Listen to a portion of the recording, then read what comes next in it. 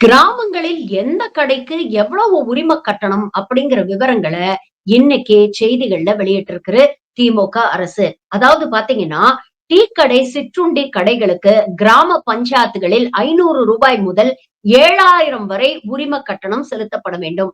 நகர்ப்புற கிராம பஞ்சாயத்துகளில் டீ கடை, சிற்றுண்டி கடைகளுக்கு 700 முதல் 10,000 ரூபாய் வரை உரிம கட்டணம்.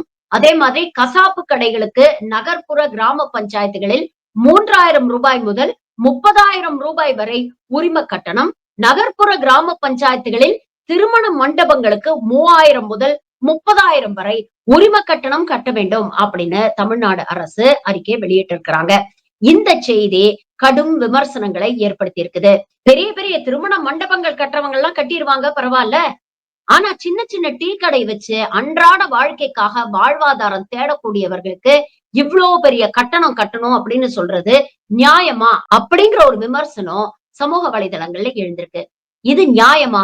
நீங்க என்ன நினைக்கிறீங்க? உங்க கருத்துக்களை பதிவு